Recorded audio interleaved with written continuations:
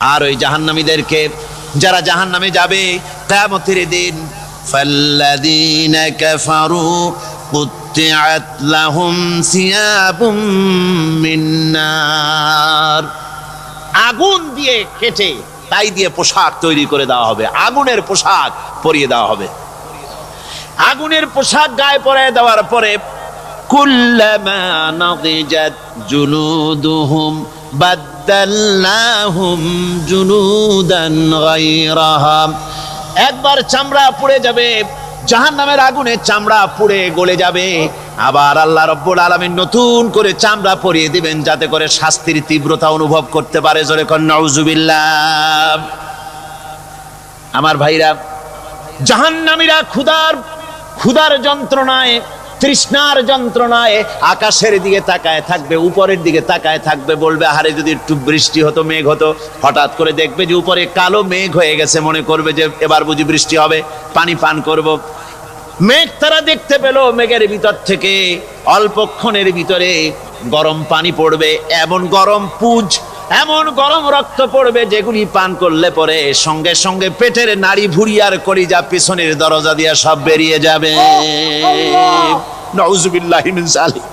আয় আল্লাহ, এই কঠিন অবস্থা থেকে তুমি আমাদেরকে হেফাজত করো। জোরে বলেন আমিন। সবাই বলেন আমিন। আমার ভাইয়েরা, তামসার ব্যাপার নয়। ও যুবক ভাইয়েরা, শিক্ষিত ভাইয়েরা, তামসা করার ব্যাপার না। দুনিয়ায় খেল তামাশা ফুর্তি করার জায়গা না।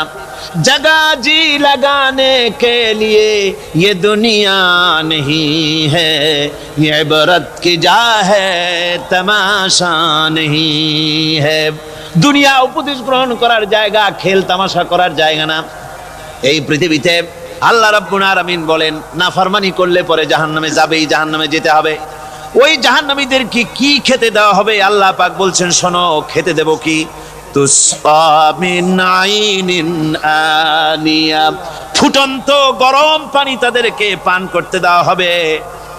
লাইসা লাহুম তুআমুন ইল্লা মিন দারি, কাঁটা যুক্ত ঘাস তাদেরকে খেতে দেওয়া হবে। লা ইউসমিনু ওয়ালা ইউগনি মিন জু, এই খাবারে তাদের শরীর পরিপুষ্ট হবে না, আর ক্ষুধাও নিবৃত্ত হবে না। আমার বন্ধুগণ, এমন কঠিন জাহান্নামের অবস্থা থেকে মাপ পাওয়ার জন্য ইমানের জোশ আসতে হবে, ইমানদার হতে হবে, আর নাফরমানিকে ছেড়ে দিতে হবে।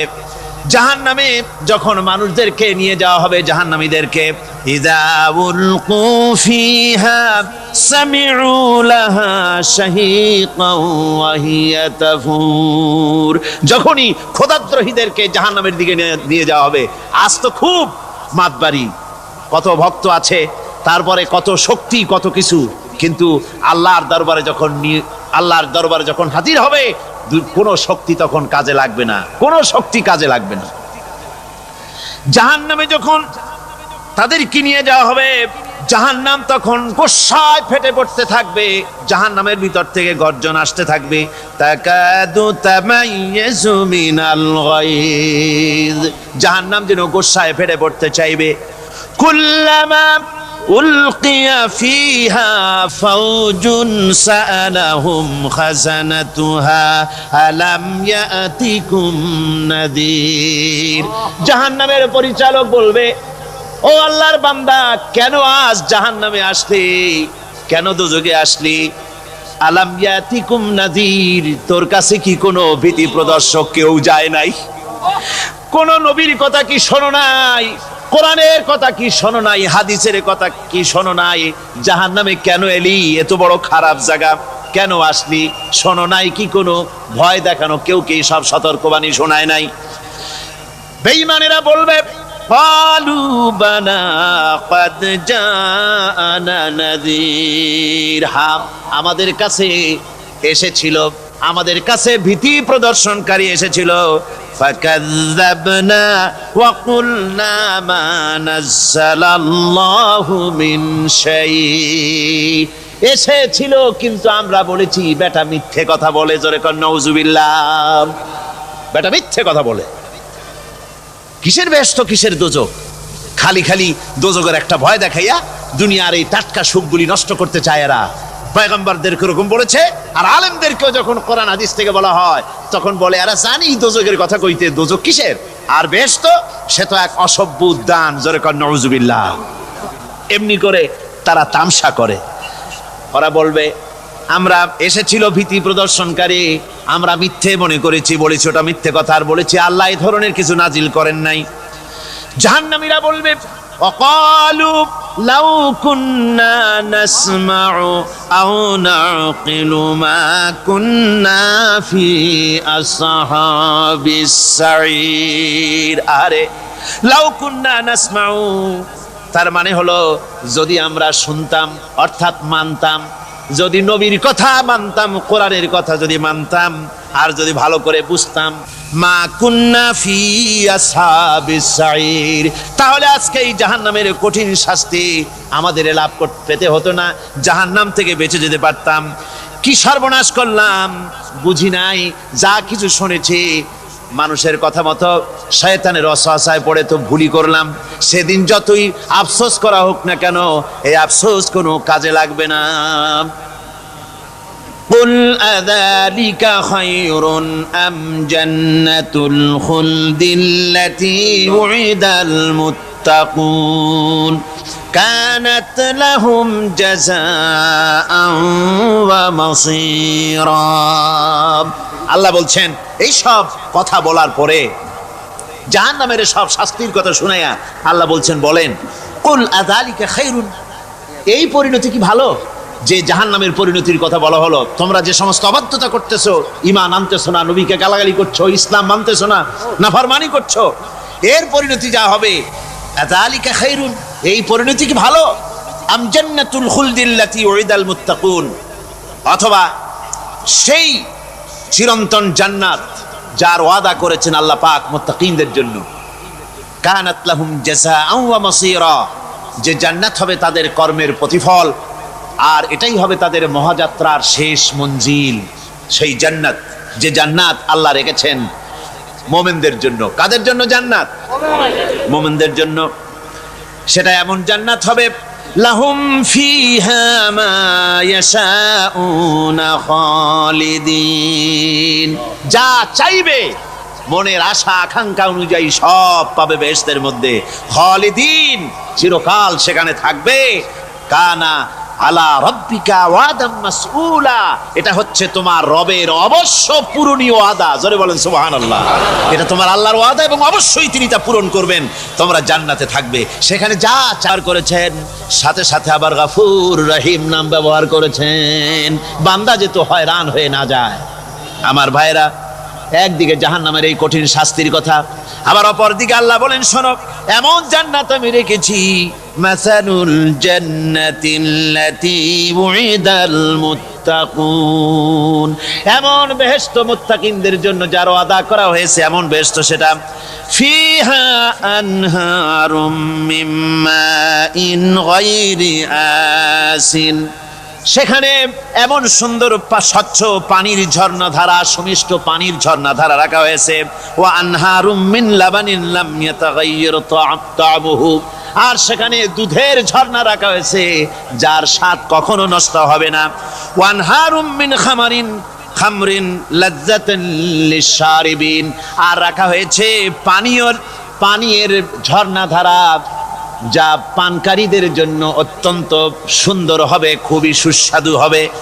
আর রাখা হয়েছে ওয়া আনহারুম মিন আসালিম মুসাফফা, পরিষ্কার পরিচ্ছন্ন সুস্বাদু মধুর ঝর্ণা। জোরে বলেন সুবহানাল্লাহ।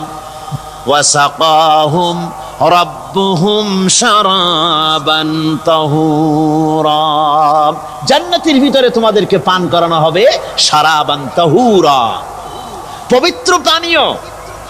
তহের এবং তহুর দুটি কথা। তহের বলা হয় সেই জিনিসকে যা নিজে পাক, আর একজনকে পাক করতে পারে না, যেমন মধু, যেমন তেল, যেমন দুধ নিজে পাক, কিন্তু দুধ দিয়ে যদি কেউ গোসল করে, দুধ দিয়ে যদি কেউ উজু করে, ও নিজে পাক, কিন্তু আপনাকেও পাক করতে পারবে না। এটার নাম হচ্ছে তহের। আর তহুর বলা হয় সেই জিনিসকে যে নিজেও পাক এবং অন্যকেও পাক করে দিতে পারে, যেমন পানি। পানি নিজে পাক, ওটার দ্বারা উজু করলে গোসল করলে সেও কি হবে? পাক হয়ে যাবে। আল্লাহ তাই বলেন জান্নাতের ভিতরে ওয়াসাকাহুম রাব্বুহুম শারাবান তাহুরা, জান্নাতের ভিতরে শরাবে তাহুর পান করানো হবে। ওই শরাবটা নিজেই পাক, আর যে পান করবে তাকে আরো পরিচ্ছন্ন পবিত্র করে দেবে। জোরে বলেন সুবহানাল্লাহ। সেই শরাব হবে এমন খিতামুহু মিস্ক, যার মুখগুলি সুন্দর করে সুগন্ধ জিনিস দিয়ে, সুগন্ধি দিয়ে, মিস্ক দিয়ে আটকানো রয়েছে। তারপরে কি? ওয়াফি যালিকা ফালিয়াতানাফাসিল মুতানাফিসুন। এবার এই শরাব পান করার জন্য, এই পবিত্র পানীয় পান করার জন্য প্রতিযোগিতা করো। কে তোমরা প্রতিযোগিতা করে তার কাছে যেতে পারো? কিয়ামতের দিন আল্লাহ পাক জান্নাতে এই জিনিস পান করাবেন, আর ওই পাগলেরা কয় মদ খাওয়াবে। জোরে কান নাউজুবিল্লাহ। যার যে অভ্যাস সেটাই সে নিজেও তাই চিন্তা করে। আমার বন্ধুগণ, জান্নাতের ভেতরে আল্লাহ রাব্বুল আলামিন এভাবে মধুর ঝর্ণা রাখবেন, দুধের ঝর্ণা রাখবেন, সতত প্রবাহিত ঝর্ণা ধারা সেখানে থাকবে। মুত্তাকিনা আলাল আরাইকি লা ইয়ারাউনা ফিহা শামসান ওয়ালা জামহারিরা। জান্নাতীরা ঠেস দিয়ে ছায়ার মধ্যে আরাম করে বসে থাকবেন, না তাদেরকে সূর্যের তাপ জ্বালাতন করবে, আর না তাদের কোনো সেখানে কোনো কষ্ট হবে। এমনি করে আরাম করে তারা তার ভেতরে থাকবে, আর সেখানে তাদেরকে সুন্দর করে ছায়া সুনিবিড় এক সুন্দর জান্নাতের ভেতরে এক সুন্দরতম পরিবেশের মধ্যে আল্লাহ রাব্বুল আলামিন তাদেরকে সেখানে রাখবেন। এরপরে তারা وَإِذَا رَأَيْتَ ثُمَّ رَأَيْتَ نَعِيمًا وَمُلْكًا كَبِيرًا। সেখানে যেদিকেই তাকাবে সেদিকেই শুধু নিয়ামতের সাম্রাজ্য দেখতে পাবে, শুধু নিয়ামত আর নিয়ামত, এগুলি তাদের চোখে পড়বে। সেখানে না সূর্যের তাপ আর না শীতের প্রকোপ, কোনো কষ্ট নাই, মানুষের শরীর থেকে ঘামও বেরোবে না, সেখানে বার্ধক্য এসে কাউকে পীড়া দিবে না। হুজুর একজন বুড়া লোককে বলছিলেন, মিয়া তুমি তো বেহেশতে যাবে না, তুমি তো বুড়া মানুষ, তুমি তো বেহেশতে যাইতে পারবে না। লোকটা কান দিয়া অস্থির হয়ে গেছে। রাসূল বলছেন যে বেহেশতে বুড়া মানুষ যাবে না, তাহলে তো আমার উপায় নাই। হুজুর বলছেন না, তুমি যখন বেহেশতে যাবে তুমি যুবক হয়ে যাবে। সুবহানাল্লাহ ওয়া বিহামদিহি। একজন কালো মানুষকে হুজুর বলছেন যে কালো মানুষ বেহেশতে যাবে না, সে তো একদম কান্দিয়া হয়রান। হুজুর বলছেন দেখো তুমি যখন বেহেশতে যাবে তুমি কালো থাকবে না, তুমি সুন্দর সুশ্রী হয়ে যাবে। সুবহানাল্লাহ ওয়া বিহামদিহি। আমার ভাইয়েরা, ওই জান্নাতের ভিতরে আল্লাহ রাব্বুল আলামিন অগণিত নিয়ামত মানুষের জন্য রেখেছেন, নিজের বান্দার জন্য রেখে দিয়েছেন। ওয়া হুরুন ঈন, বেহেশতীদের জন্য রয়েছে সুন্দর চক্ষুধারী হুরগণ রয়েছে সেখানে জান্নাতীদের জন্য। কামসালিল লুউলুইল মাকনুন, যেন সে এতই সুন্দর, যেন গোপনে রক্ষিত মুক্তার মতো, মুক্তা সদৃশ। এভাবে সুন্দর সুন্দরী হুরিগণকে, হুরদেরকে আল্লাহ রাব্বুল আলামিন তার বান্দাদেরকে সেখানে রেখেছেন। লা ইয়াসমাউনা ফিহা লাগওয়ান ওয়ালা তাসীমান ইল্লা কিলান সালামান সালামা। কোন পাপ সেখানে মানুষ দেখবে না, কোন বাজে কথা সেখানে শুনবে না, শুধু শান্তি আর শান্তি। আল্লাহ রাব্বুল আলামিন মুমিন বান্দাদের বলবেন, উদখুলুল জান্নাতা আনতুম ওয়া আজওয়াজুকুম তুহবারুন। আল্লাহ রাব্বুল আলামিন বলবেন, ও আমার বান্দারা, জান্নাতে প্রবেশ করো, তোমাদের স্ত্রীদেরকে সাথে নিয়ে জান্নাতে চলে যাও। সুবহানাল্লাহ ওয়া বিহামদিহি। তোমাদের স্ত্রীদেরকে নিয়ে, সাথে করে নিয়ে জান্নাতের ভিতরে চলে যাও, সেখানে তোমরা আরামে থাকো। يطاف عليهم بصحاف من ذهب وأكواب وفيها ما تشتهي الأنفس وتلذ الأعين وأنتم فيها خالدون। তাদের সামনে সেখানে স্বর্ণ নির্মিত থালা এবং সমস্ত পাত্র তাদের সামনে ঘুরতে থাকবে। তারা সেখানে আরামে মন ভোলানো সাজ সজ্জা সরঞ্জামাদি ইত্যাদি দেখে তারা সেখানে অবাক হয়ে যাবে। এত সুন্দর জান্নাতের পরিবেশ দেখে তারা হয়রান হয়ে যাবে। এই জান্নাতীদেরকে আল্লাহ রাব্বুল আলামিন ফেরেশতাদেরকে অর্ডার করবেন, ও আমার ফেরেশতারা, আমার এই বান্দাগুলিকে জান্নাতের দিকে নিয়ে যাও। ওয়াসিকাল্লাযীনা তাকাউ রাব্বাহুম ইলাল জান্নাতি যুমারা, যারা আল্লাহকে ভয় করে জীবন চালায়েছে, আল্লাহকে ভয় করে যারা জীবন সমাজ ব্যক্তি পরিবার রাষ্ট্র পরিচালনা করেছে, আল্লাহ রাব্বুল আলামিন বলবেন, ও আমার ফেরেশতারা, আমার এই বান্দাগুলিকে জান্নাতের দিকে নিয়ে যা। ফেরেশতারা জান্নাতীদেরকে হাকায়া জান্নাতের দিকে নিয়ে যেতে থাকবে। আবার ওদিকে আছে ওয়াসিকাল্লাযীনা কাফারু ইলা জাহান্নামা যুমারা, জাহান্নামীদেরকে হাকায় নিয়ে যাওয়া হবে কোন দিকে? কোন দিকে? জাহান্নামের দিকে। এখন ওয়াসিকা মানে হাকায় নিয়ে যাওয়া, বেহেশতীদেরকেও হাকায় নিয়ে যাবে, আর জান্নাতীদের কি কয় দোজখী যারা তাদেরকেও হাকায় নেওয়া হবে, আর বেহেশতীদেরকেও হাকায় নেওয়া হবে। এটা কেমন কথা? দুই জায়গায় হাঁকানি খাওয়ান লাগবে। হাঁকানি বোঝেন তো? ধাক্কা।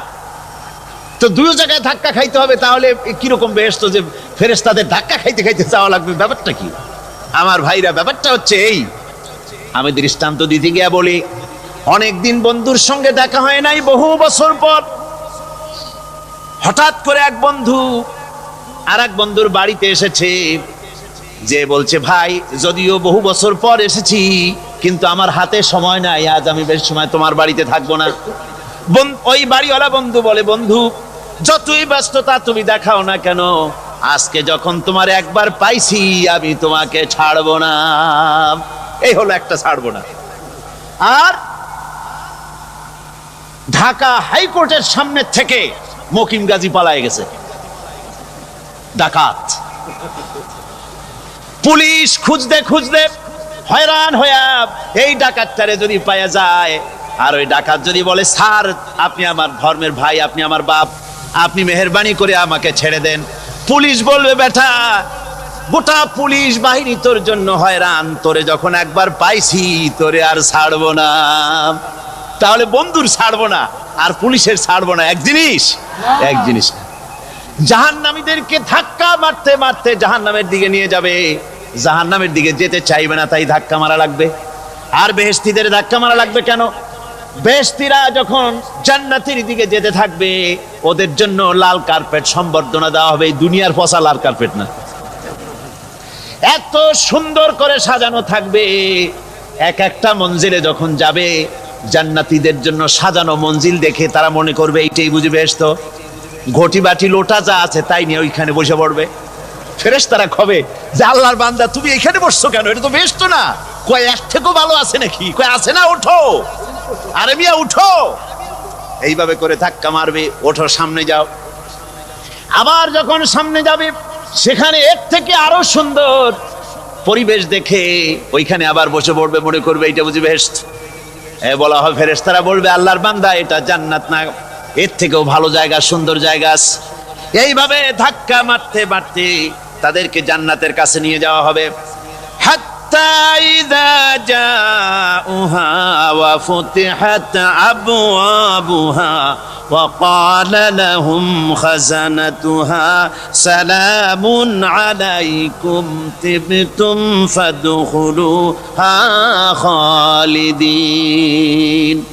এভাবে ধাক্কাতে ধাক্কাতে যখন তাদেরকে জান্নাতের দরজার কাছে নিয়ে যাওয়া হবে, আগে থেকেই তাদের জন্য দরজা খোলা থাকবে। সুবহানাল্লাহ। আগে থেকেই জান্নাত খুলে রাখা হবে। তাদেরকে বলা হবে, ওই জান্নাতের পরিচালক তিনি বলবেন, আসুন, ওয়েলকাম করবেন তাদেরকে, সালামুন আলাইকুম, আপনাদের প্রতি আল্লাহর শান্তি বর্ষিত হোক। বড় ভালোভাবে জীবন যাপন করেছিলেন দুনিয়ায়, আল্লাহর হুকুম মেনে চলেছিলেন, আল্লাহর হুকুম পালন করেছিলেন।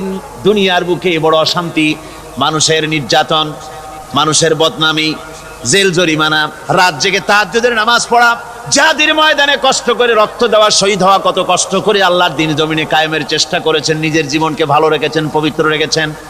আজকে আপনার জন্য এই জান্নাত, ফাদখুলুহা খালিদিন, জান্নাতে প্রবেশ করুন এবং চিরকাল এই জান্নাতের ভিতরে থাকুন। এর কথা এমন ভাবে পেশ করেছেন যা গোটা পৃথিবীর মানুষ যদি হেদায়েত পেতে চায়, ছোট্ট সূরাটি তার জন্য যথেষ্ট। পড়েন আমার সাথে, কুল হুয়াল্লাহু আহাদ।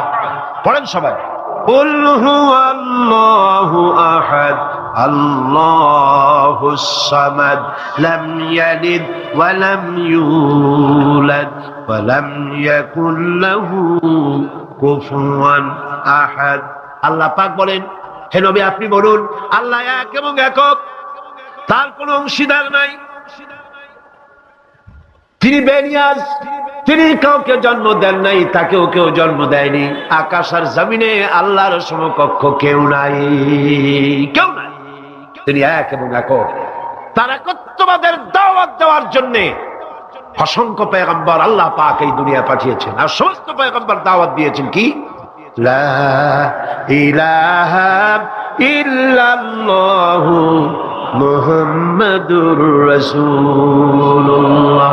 সবাই দাওয়াত দিয়েছেন লা ইলাহা ইল্লাল্লাহ, লা ইলাহা ইল্লাল্লাহ, লা ইলাহা, লা ইলাহা ইল্লাল্লাহ। কোন ইলাহ নাই, কোন আইনদাতা নাই, কোন বিধানদাতা নাই, কোন শাসনকর্তা নাই, আল্লাহ ছাড়া কেউ নাই। বলে সুবহানাল্লাহ। আল্লাহ এক এবং একক, তিনি সব সৃষ্টি করেছেন। আল্লাহ পাক বলছেন, আল্লাহুল্লাযী খালাকাস সামাওয়াতি ওয়াল আরদা ওয়া আনজালা মিনাস সামাই মাআন ফাআখরাজা বিহি মিনাস সামারাতি রিজকান লাকুম। আল্লাহ হচ্ছেন তিনি যিনি আকাশ সৃষ্টি করেছেন, জমিন সৃষ্টি করেছেন, আর আকাশ থেকে পানি বর্ষণ করে তোমাদের খাদ্য উৎপাদন করে দিয়েছেন। এ পানি হচ্ছে মানুষের জন্য জীবন। পানির এক নাম কি? জোরে বলেন, পানির এক নাম কি? জীবন। এই পানি এক নাম জীবন। কিন্তু কর্ণফুলীর পানি যদি চট্টগ্রামে 10 ফুট উঁচা হয়ে আসে, পানির নাম হবে কি? নাম হবে মরণ। এই পানিকে কন্ট্রোল করেন আল্লাহ রাব্বুল আলামিন। আল্লাহ যদি ইচ্ছে করেন বেশি করে পানি দিয়া পুরা এলাকা ডুবাই দিতে পারেন, আবার ইচ্ছে করলে পানির ভিতরে মানুষ বাঁচাই দিতে পারেন, আগুনের মধ্যে মানুষ বাঁচাইতে পারেন। সমস্ত ক্ষমতা হচ্ছে, কর্তৃত্ব কেবলমাত্র আল্লাহ পাকের। কর্তৃত্ব কার? কর্তৃত্ব কার? আল্লাহ পাকের কর্তৃত্ব। হযরত নূহ আলাইহিস সালামের জামানায় 40 দিনের বন্যা। এই বন্যার পরে জাহাজ যখন নেমে গেল, তখন তিনি মনে মনে ভাবলেন, আমি তো জোড়ায় জোড়ায় করে সমস্ত প্রাণীগুলি আর মানুষগুলি, কিছু কিছু মানুষ যারা ঈমান এনেছিল তাদের জাহাজে উঠাইছে, কিন্তু একটি বুড়ি আমার উপর ঈমান এনেছিল, আর আমি তার ওয়াদা করেছিলাম সাথে করে নিয়ে যাব, আমি তো তার কথা ভুলে গিয়েছি। অনুশোচনা এলো। জাহাজ থেকে নেমে চতুর্দিকে লক্ষ্য করলেন, মানুষ নাই, জনপদ নাই, সব শেষ হয়ে গেছে। পাহাড় পর্বত কাত হয়ে পড়েছে, বিল্ডিং গুলি শেষ হয়ে গিয়েছে, কোন জনপদে কোনো প্রাণী নাই, প্রাণী বলতে কিছুই নাই। হঠাৎ দূরে দেখলেন একটা কুড়ে ঘরের মতো দেখা যায়। ভাবলেন এত বড় বন্যার ভিতরে কুড়ে ঘর কেমনে থাকলো। আস্তে করে হেঁটে গেলেন কুড়ে ঘরের কাছে। ভেতরে মানুষ আছে বলে মনে হলো। বাইরের থেকে প্রশ্ন করলেন, ভিতরে কে? জবাব এলো, আমি এই ঘরের মালিক, আমি এক বুড়ি বিধবা এক মহিলা। কোন নেমে গেল? তখন তিনি মনে মনে ভাবলেন, আমি তো জোড়ায় জোড়ায় করে সমস্ত প্রাণীগুলি আর মানুষগুলি, কিছু কিছু মানুষ যারা ঈমান এনেছিল তাদের জাহাজে উঠাইছে, কিন্তু একটি বুড়ি আমার উপর ঈমান এনেছিল, আর আমি তার ওয়াদা করেছিলাম সাথে করে নিয়ে যাব, আমি তো তার কথা ভুলে গিয়েছি। অনুশোচনা এলো। জাহাজ থেকে নেমে চতুর্দিকে লক্ষ্য করলেন, মানুষ নাই, জনপদ নাই, সব শেষ হয়ে গেছে। পাহাড় পর্বত কাত হয়ে পড়েছে, বিল্ডিং গুলি শেষ হয়ে গিয়েছে, কোন জনপদে কোনো প্রাণী নাই, প্রাণী বলতে কিছুই নাই। হঠাৎ দূরে দেখলেন একটা কুড়ে ঘরের মতো দেখা যায়। ভাবলেন এত বড় বন্যার ভিতরে কুড়ে ঘর কেমনে থাকলো। আস্তে করে হেঁটে গেলেন কুড়ে ঘরের কাছে। ভেতরে মানুষ আছে বলে মনে হলো। বাইরের থেকে প্রশ্ন করলেন ভিতরে কে? জবাব এলো আমি এই ঘরের মালিক, আমি এক বুড়ি বিধবা এক মহিলা। আপনি কে? তিনি বললেন আমি হচ্ছি এই জামানার পয়গম্বর হযরত নূহ আলাইহিস সালাম। বুড়ি বলছেন আমারও ধারণা তাই। আপনি আমাকে ওয়াদা করেছিলেন বন্যা হলে পরে, বন্যার আভার যখন আপনি পাবেন আমাকে আপনি সাথে করে জাহাজে উঠায় নিয়ে দিবেন। আমার মনে হয় বন্যা কবে হবে সেই খবর দেওয়ার জন্য আপনি এসেছেন। হযরত নূহ আলাইহিস সালাম সিজদায় পড়ে কাঁদতে লাগলেন, বললেন রব্বুল আলামিন তোমার কুদরত বোঝার ক্ষমতা আমার নাই। 40 দিন পর্যন্ত পানির ভিতরে মানুষ কেমনে জীবিত রইল? আল্লাহ পাক শোনালেন রোরে বিপদ যখন এলো তুমি তোমার উম্মতকে ভুলে যেতে পেরেছো, ভুলে গিয়েছো, কিন্তু আমি রব্বুল আলামিন রহমানুর রহিম, আমি আমার বান্দিরে ভুলি নাই। পানির স্রষ্টা আল্লাহ, পানির ভিতরে তিনি বাঁচাতে পারেন, আবার তিনি আগুনের ভিতরে বাঁচাতে পারেন, সবকিছু করতে পারেন। সমস্ত ক্ষমতা আল্লাহ পাকের। সমস্ত ক্ষমতা কার? আরো জোরে বলেন কার? আল্লাহ পাক বলেন এভাবে করে আমি আকাশ সৃষ্টি করেছি, জমিন সৃষ্টি করেছি, বৃষ্টি দিয়েছি, আর চন্দ্র সূর্য তৈরি করেছি। তারপরে আমি তোমাদেরকে নিয়ামত দিয়ে ভরে দিয়েছি। ওয়া ইন তাউদ্দু নি'মাতাল্লাহি লা তুহসুহা। আমার নিয়ামত যদি গণনা করো, গুনে গুনে আমার নিয়ামত শেষ করতে পারবে না। সুবহানাল্লাহ। হাদা খালকুল্লাহি ফাআরুনি মাযা খালাকাল্লাযীনা মিন দুনি। এ হচ্ছে আল্লাহর সৃষ্টি, আর আল্লাহ বাদে অন্যরা কি সৃষ্টি করেছে দেখাও। যদি ক্ষমতা থাকে দেখাও কি সৃষ্টি করেছে অন্যরা। আছে কিছু? আছে কিছু? সমস্ত সৃষ্টির মালিক কে? আরো জোরে বলেন কে? সবকিছুর স্রষ্টা হচ্ছেন আল্লাহ পাক। ওই আকাশের মালিক কে? চিল্লায় বলেন জোরে সোরে, আকাশের মালিক কে? বাতাসের মালিক কে? চন্দ্র সূর্যের মালিক কে? পৃথিবীর মালিক কে? গোটা সৃষ্টি জগতের মালিক কে? সবকিছুর মালিক যিনি, তিনি বলছেন এগুলি সব আমি সৃষ্টি করেছি। ফারুনি মাযা খালাকাল্লাযীনা মিন দুনি। আমি ছাড়া অন্যরা কে কি তৈরি করেছে দেখাও। আল্লাহ রাব্বুল আলামিন এভাবে করে মানুষের জন্য সবকিছু সৃষ্টি করেছেন। তার খাবারের ব্যবস্থা করেছেন, পড়ার ব্যবস্থা করেছেন, গাছপালা তৈরি করেছেন, পানি তৈরি করেছেন, সব ব্যবস্থা করে দিয়েছেন। এমনকি শীতকালে পিঠা খাবেন, রসের ব্যবস্থাও করে দিয়েছে। চট্টগ্রামের রস আছে না? কি গাছের রস? খেজুর গাছের রস। এই খেজুর গাছের গোড়া খুঁজতে খুঁজতে 5 মাইল নিচেও যদি চলে যান, খেজুর গাছের মাথায় যেমন রস পাওয়া যায়, খেজুর গাছের 5 মাইল নিচে কি ওরকম এক ফোঁটা পানি পাওয়া যাবে? খেজুর গাছের ভিতরেও কি তেমন পাওয়া যাবে? ঠিক জায়গা মতো কাটলে যেমন রস পাওয়া যাবে, অন্য জায়গায় পাওয়া যাবে না। আবার খেজুর গাছের পাশে একটা নিম গাছ আছে, কিয়ামত পর্যন্ত নিম গাছ গিয়া শোষেন। মিষ্টি লাগবে? কি লাগবে? আল্লাহ রাব্বুল আলামিন, আপনি পিঠা খাবেন, খেজুর গাছ দিয়ে রস তৈরি করে দিলেন। পায়েস খাবেন, চাউল তৈরি করে দিলেন, গম দিয়ে দিলেন। গোশ খাবেন, কিমা খাবেন, কি খাবেন, সমস্ত কিছু রব্বুল আলামিন তৈরি করে মানুষের সামনে দিয়ে দিলেন, আর বললেন খাও, পান করো দিয়ে দিয়েছেন, এবং প্রয়োজন মিটিয়ে দিয়েছেন। যার যা প্রয়োজন তা তিনি মিটিয়ে দিয়েছেন। আমাদের দেশে, আমার দেশের বাঘ, আমার দেশের হরিণ, আমার দেশের কুকুর, তাদের গায়ে তারা যে ধরনের ইউরোপ আমেরিকার শীত প্রধান দেশের পশুগুলি এরকমের না। তার মানে হলো আমার দেশ শীত প্রধান নয়, ছোট্ট ছোট্ট পশম হলে চলে, কিন্তু শীত প্রধান দেশের কুকুরগুলি, বাঘ এবং সিংহ যেগুলি জঙ্গলে থাকে, তাদের গায়ে এমন লম্বা লম্বা পশম দিয়ে আল্লাহ চামড়া বানায় দিয়েছেন, যা দিয়ে তার সম্পূর্ণ শরীরটা ঢেকে যেতেছে। স্থায়ী কম্বলের ব্যবস্থা রব্বুল আলামিন করে দিয়েছেন। কে দিয়েছেন? আল্লাহ পাক দিয়েছেন। এবং সেই চামড়া দিয়ে, সে চামড়া যেন আপনি ব্যবহার করতে পারেন, সেজন্য আল্লাহ পাক আপনার জন্য সুন্দর করে সেই চামড়া দিয়ে কাপড় চোপড় তৈরি করার, জামা ব্যবহার করার সব ব্যবস্থা আল্লাহ করে দিয়েছে। কম্বল তৈরি করার ব্যবস্থা করে দিয়েছে। আল্লাহ পাক যা খুশি তাই করতে পারেন। কোরআন বলতেছে ফাআলুল লিমা ইউরিদ, যা খুশি তাই তিনি করেন। লা ইউসআলু আম্মা ইয়াফআলু ওয়া হুম ইউসআলুন, তিনি যা করেন সেজন্য কারো কাছে তাকে কৈফিয়ত দিতে হয় না, বরং গোটা বিশ্ব আল্লাহর কাছে কৈফিয়ত দিতে বাধ্য। সমস্ত বিশ্ব কৈফিয়ত দিতে কার কাছে বাধ্য? আল্লাহ পাকের কাছে কৈফিয়ত দিতে বাধ্য। প্রচন্ড শক্তির মালিক।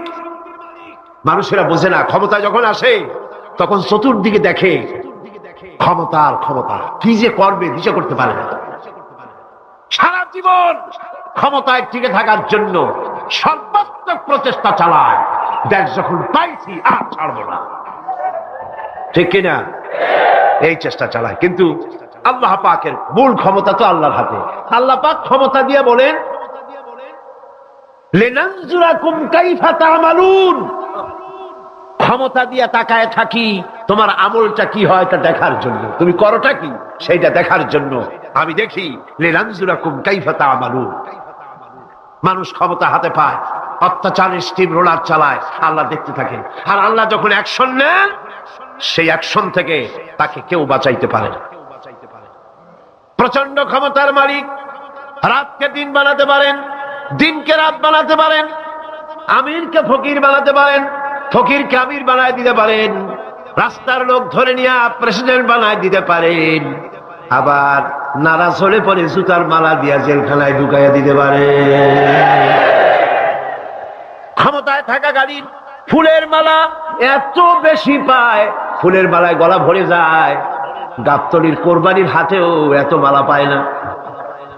এত মালা গলায় দিয়া আনন্দে ফুর্তিতে মারতে থাকে। আমার বন্ধুগণ মনে রাখেন, ফুলের মালায় আত্মহারা হয়েও না যারা ক্ষমতায় থাকো। এই ফুলের মালা আর ফাঁসির রশি একেবারেই পাশাপাশি। ফুলের মালা থেকে ফুলগুলি ঝরে পড়লেই ওই রশিটাই ফাঁসি হওয়ার জন্য যথেষ্ট, ঠিক কিনা? মানুষ বোঝে না, বোঝে না। আল্লাহ বলেন আমি তাকায় থাকি, দেখি কি করো, তোমার আমলটা কেমন হয়। ক্ষমতার মালিক আল্লাহ, দেওয়ার মালিক আল্লাহ। আর যখন নারাজ হয়ে যান, এক থাপ্পড় মেরে ক্ষমতা ছিনায় নিয়ে যান। পারেন কিনা? পারেন কিনা? ইতিহাস সাক্ষী। কিন্তু ইতিহাসের সবচেয়ে বড় শিক্ষা যে মানুষেরা ইতিহাস থেকে শিক্ষা গ্রহণ করে না। जगह जी लगाने के लिए ये दुनिया नहीं है,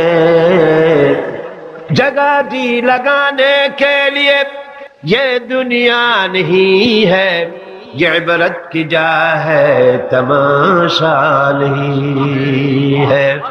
पृथ्वी खेल तमाशा করার জায়গা না। ইতিহাস থেকে শিক্ষা নাও, পূর্বপুরুষদের দিকে তাকাও। আল্লাহর দ্বীনের কর্মীদের উপরে আঘাত লাগাবার কারণে বংশ শুদ্ধ আল্লাহ সাফ করে দিয়েছেন। দেন নাই? সে আল্লাহ আছে না নাই? চিল্লা এখন আছে না নাই? সে আল্লাহ পাক আছে। সে আল্লাহকে ভয় করে। ইত্তাকিল্লাহ, সে আল্লাহকে ভয় করে। আল্লাহ পাক ইচ্ছে করলে ক্ষমতা দিতে পারেন, ইচ্ছে করলে ক্ষমতা ছিনায়ও নিতে। সে আল্লাহ রাব্বুল আলামিন ক্ষমতা দেওয়ার মালিক, ক্ষমতা ছিনায় নেওয়ার মালিক, হায়াতের মালিক, মওতের মালিক। সবাই বলুন হায়াতের মালিক কে? মওতের মালিক কে? খাবারের মালিক কে? হাসাবার মালিক কে? কাঁদাবার মালিক কে? সব কিছুর মালিক কে? আল্লাহ রাব্বুল আলামিন। ইন্নাল্লাহা আলা কুল্লি শাইইন কাদির। সব কিছুই উপরে তিনি ক্ষমতাবান, যা খুশি তাই তিনি করেন। এ হচ্ছে আল্লাহর সৃষ্টি। সবকিছু আল্লাহ সৃষ্টি করেছেন, বরং কাফের বেঈমান যারা অস্বীকার করে আল্লাহ রব্বুল আলামিন, সেই মানুষেরাই বুঝতে পারে না। বরং মানুষ যা কিছু তৈরি করেছে তা সবই আল্লাহর বানানো জিনিস, তার থেকেই করেছে, কথাটা বুঝে আসে না। মানুষ না বুঝেই বিজ্ঞানকে সবকিছুর প্রশংসা বিজ্ঞানের জন্য করে, বিজ্ঞানের জন্যই প্রশংসা অস্থির হয়ে যায়। যেমন ধরুন, রাজশাহী বিশ্ববিদ্যালয়ে আপনার ছেলে পড়ে, 6 মাস টাকা পয়সা পায় না, ধার খরচ করিয়া তার 6টা মাস চালায়। হঠাৎ করে পিয়ন মানি অর্ডার ফর্ম নিয়ে হাজির, 6,000 টাকা পাঠাইছে বাপে। টাকাগুলি নিয়ে সই করে পিয়নের কদমবুসি করে যে বাবাজি এতদিন পরে টাকা নিয়ে আসছেন, আপনার প্রতি আল্লাহ রহম করুন। এটা বুদ্ধিমান না বেকুব? বুদ্ধিমান না বেকুব? আরে বেটা, পিয়ন কি তোর বাজান?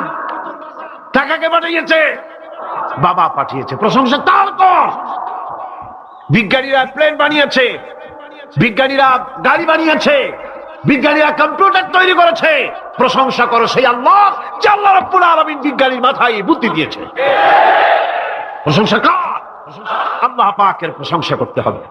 হায়াতে খালকুল্লাহ, যা কিছু আল্লাহ বলছেন এ সব কিছু আল্লাহর সৃষ্টি, মানুষ কিছুই সৃষ্টি করেনি, শুধু আল্লাহর সৃষ্টি দিয়ে জোড়াতালি দিয়ে বানিয়েছে, ঠিক না? আল্লাহর বানানো জিনিস দিয়ে জোড়াতালি দেওয়া হয়েছে। আল্লাহ পাকের সৃষ্টি তো দূরের কথা, আল্লাহকেই মানতে চায় না। কি বলে? বলে আনসিন ইজ নাথিং। শুনছেন কথা?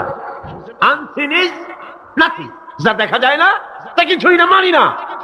যার রং নাই, রূপ নাই, ধরা যায় না, ছোঁয়া যায় না, অনুভব করা যায় না, তা মানি না। নাউযুবিল্লাহ। এই কথা দিয়ে তারা আল্লাহরে অস্বীকার করতে চায়। অথচ এই ভদ্রলোকেরা মাধ্যাকর্ষণ না দেখি বিশ্বাস করে মাধ্যাকর্ষণ আছে, ঠিক কিনা? এই ভদ্রলোকেরা বিদ্যুতের শক্তি দেখেই, বিদ্যুৎকেও দেখে। আপনারা দেখতেছেন বিদ্যুৎ, বিদ্যুতের শক্তি দেখে বিদ্যুৎকে বিশ্বাস করে। বাতাসের প্রচন্ডতা দেখে বাতাসকে অনুভব করে, বিশ্বাস করে। অক্সিজেন চোখে দেখে না, ইথারকে চোখে দেখে না, বিশ্বাস করে। কিন্তু এমনই নাস্তিক, এমনই কপাল পোড়া যে আল্লাহরে দেখা যায় না তাই বিশ্বাস করা যাবে না। এক নাস্তিকের সাথে হযরত ইমাম আবু হানিফা রাহমাতুল্লাহ আলাইহির এক বিতর্ক অনুষ্ঠান হলো। সেই বিতর্ক অনুষ্ঠানে ইমাম আবু হানিফা রাহমাতুল্লাহ আলাইহি পৌঁছতে বেশ দেরি করলেন। নাস্তিক তখন উপস্থিত জনতাকে বলছে, দেখো তোমাদের ইমাম, তোমাদের ইসলামী চিন্তাবিদ যুক্তিতে দুর্বল, সেই জন্য আসতেছে না। বেশ কিছুক্ষণ দেরি করে তিনি উপস্থিত হলেন। নাস্তিক বলল, আগে আপনি বলেন, আপনি ওয়াদা ভঙ্গ করলেন কেন? সময় মতো আসতে পারলেন না কেন? তিনি জবাবে বললেন, দেখো আমি অনেক দূর থেকে এসেছি, এসে দেখি সামনে নদী, এখন পার হবো কেমনে? কোন নৌকার ব্যবস্থা নাই। হঠাৎ দেখলাম কি এক আশ্চর্য কথা, একটা চারা গজায় উঠলো, ফট করে বিরাট গাছ হয়ে গেল। কই থেকে একটা কুড়াল আসলো, গাছটারে কাজে ভাড়ায় গেল। তারপরে এলো করাত, বানাইলো তক্তা, এরপরে আসলো লোহা, পড়লো হাতুড়ি, হয়ে গেল নৌকা। বাহ কি মজা! এরপরে নৌকা নামলো নদীতে, আমি উঠে বসলাম, এই পাড়ি দিয়ে আসলাম, তাই যা একটু দেরি হলো। নাস্তিক কয় যে কি সর্বনাশ, এই লোকের সাথে আমি তর্ক করবার মাথা স্ক্রু শটটা দিলাম। তাহলে আন্দাজে একটা গাছ হয়ে গেল ফট করিয়া, তারপরে কুড়াল আসলো, তক্তা হইলো, বিনা মিস্ত্রিতে নৌকা হইলো, এটা কেমনে সম্ভব? ইমাম সাহেব বলেন, আমার বিতর্ক শেষ। বিনা মিস্ত্রিতে যদি, তোমার যুক্তি মতে বিনা মিস্ত্রিতে যদি একটা নৌকা না হতে পারে, এই বিশ্ব তৈরি হলো কি করে বিনা মিস্ত্রিতে? ওই বিশাল আকাশ হলো কিভাবে? এই বিরাট চন্দ্র সূর্য হলো কিভাবে? কি করে তোমার ওই বডি তৈরি হলো? নাস্তিক চেয়ার থেকে নেমে ইমামের কাদমের উপরে পড়ে গেল, বলে আল্লাহু আকবার, আমি অন্যায় করেছি, আল্লাহ আমারে মাফ করে দাও।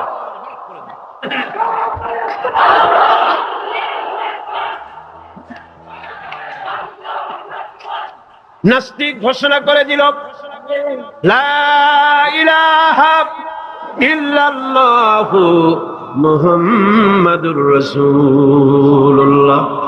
জোরে বলেন, লা ইলাহা ইল্লাল্লাহু মুহাম্মাদুর রাসূলুল্লাহ, লা ইলাহা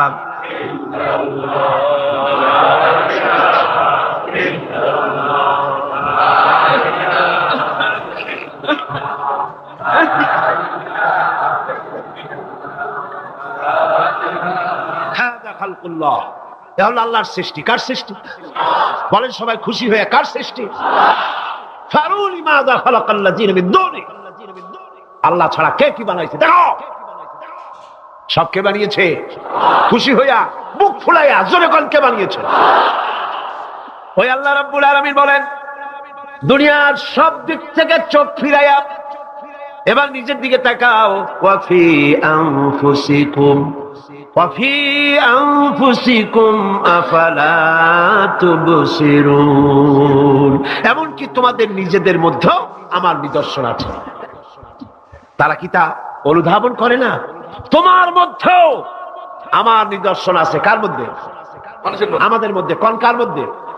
আমাদের মধ্যে আল্লাহর নিদর্শন আছে। মানুষ যদি তার নিজের দেহের প্রতি লক্ষ্য করে তাহলে সে মহান আল্লাহ পাকের অসংখ্য কুদরত দেখতে পাবে। জোরে লাগো। যেমন একটি শিশু যখন জন্ম হয় তখন তার হাড়ের পরিমাণ হয় 305টি। 305টি। পরে এগুলি একটা দুটো মিশে গিয়ে পরিমাণ দাঁড়ায় 206টি হাড়। 560টি পেশি দিয়ে এই হাড়গুলিকে বেঁধে রাখা হয় এবং মোট গিরার পরিমাণ দাঁড়ায় 100 গিরা।